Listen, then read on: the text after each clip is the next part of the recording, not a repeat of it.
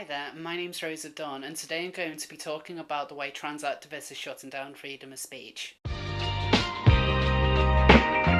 Give it up, gonna be alright. In recent times, the trans movement has become more and more prominent, but the actual discussion of trans issues has become controversial, and in some instances, even taboo. Talks have been cancelled, speakers removed, and even balanced TV shows have received the scorn from the community at large. Just this past week, we've seen many instances of trans activists silencing any kind of discussion they disagree with.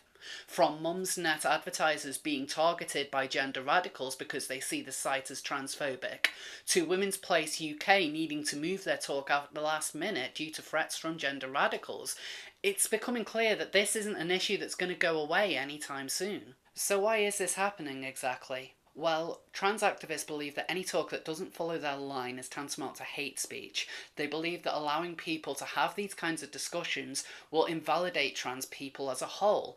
And on top of that, they think that anyone who's giving a platform to the likes of Julie Bindel and Jermaine Greer will only encourage bigotry, transphobia, and even acts of violence against trans people. So is there any truth to this? Well, generally anyone who speaks out against trans issues is going to be labelled a bigot.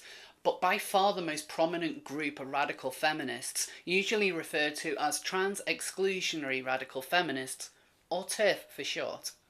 I understand that the people who are given this label see it as a slur, so I'm going to be referring to them as gender-critical feminists from here on out. As one might expect, the views of gender-critical feminists cover quite a wide spectrum, from the moderate to the downright extreme. I've talked to gender-critical feminists who have had absolutely no problems at all referring to me as a woman and using the correct pronouns, but they have expressed concerns with recent proposals to the Gender Recognition Act, which they think might open them up to harm. They also want to have the right to discuss the issues that they believe will affect them more than trans women. For example, reproductive rights. But there are gender-critical feminists who don't see trans women as women at all.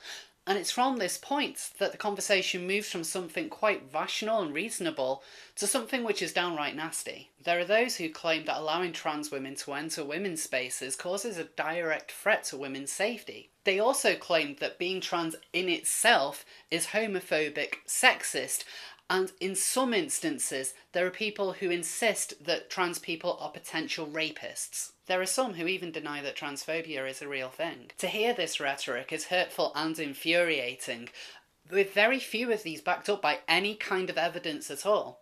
It's something that I strongly condemn, and I've no doubt that there are gender-critical feminists out there who would condemn it as well. This is the kind of talk that trans activists are referring to when they say the other side is bigoted. But I would disagree with tarnishing everyone with the same brush just because they have concerns about the way that the trans politics movement is going. Just as it's wrong to see all trans women as potential rapists, it's also wrong to see all gender-critical feminists as bigots and inherently bad people.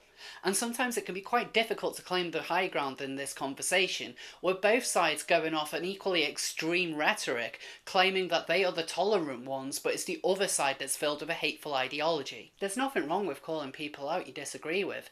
This is a free country after all, well, provided you pay for your £800 freedom of speech licence first. But trans activists differ from gender-critical feminists in one very significant way, and that's the silencing of debate. We've heard the stories of those critical of the trans movement being denied the chance to speak their mind.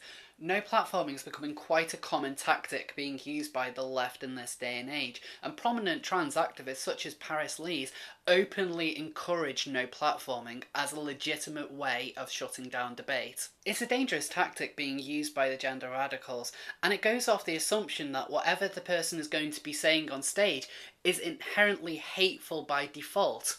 And in a lot of cases, that's simply not true. Women's Place UK, for example, has their own events targeted a number of times and had to move at short notice due to the threats received. But previous events held by them have been open to trans people to attend. And trans activists including Debbie Hayter and Christina Harrison, women I hugely respect, have been invited to speak on stage and put their own views across. This simply wouldn't happen if Women's Place UK were not allowed to have any kind of discussion at all. I suggest everyone to take a look at their website and demands, as personally I find there's much that I agree on. But what's more concerning for me is that by shutting down these debates, they're effectively taking both sides off the table. From the perspective of gender criticals, it reinforces the notion that they're being persecuted for their beliefs. This in turn builds resentment to those who are doing the silencing and ultimately connecting them to the community at large. It stops them from opening up to activists who are willing to engage in a civilised manner, and as a result it removes any chance of swaying their opinions, and opinions cannot and should not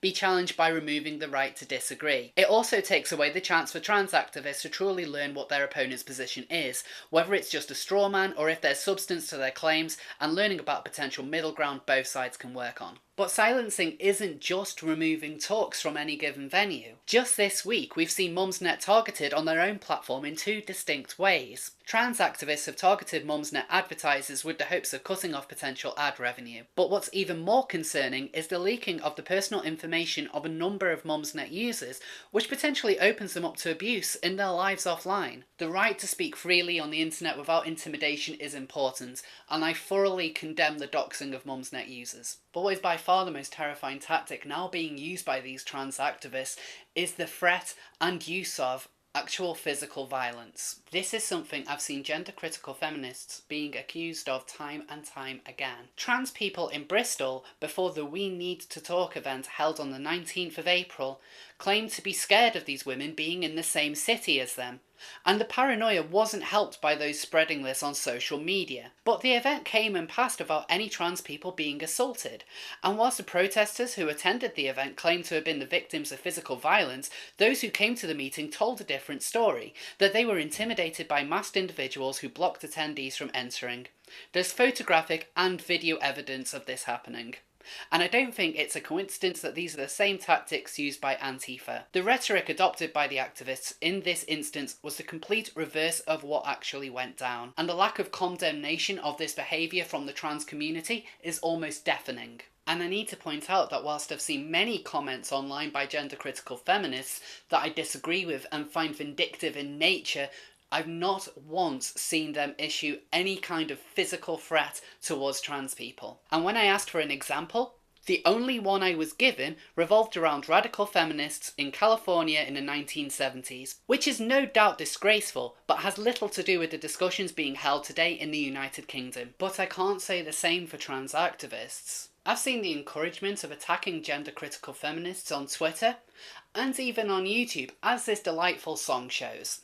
It's not hard to use the right words when you're talking to people and you know the ones that they prefer. It's not that complicated to use respectful language. It's the least you can do. If you intentionally misgender anybody, you're a sexist piece of trash. Deserves a brick to the teeth. Equality is for everybody. You got a lot of nerve coming around with that swerve talk, turf talk.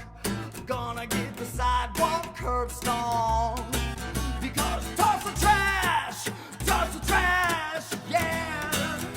But this has also bled out into the real world. In September 2017, a trans activist physically assaulted a radical feminist. There was little condemnation of the violence from trans groups, and many even openly supported her.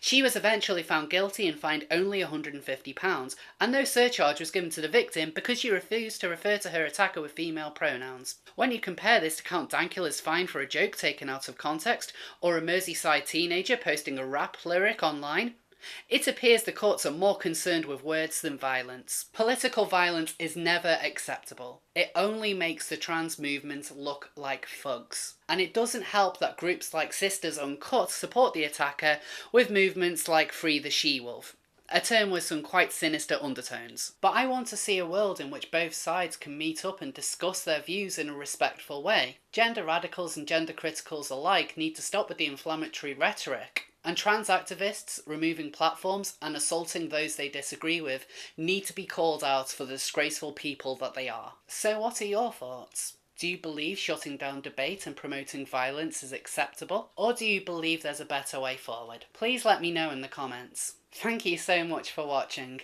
Please be sure to like and subscribe, and I'm happy to announce you can now follow me on Twitter, where I'll be discussing topics such as transsexual issues, freedom of speech, and of course all the latest news on Gatsby. Thanks again, and I'll see you next time.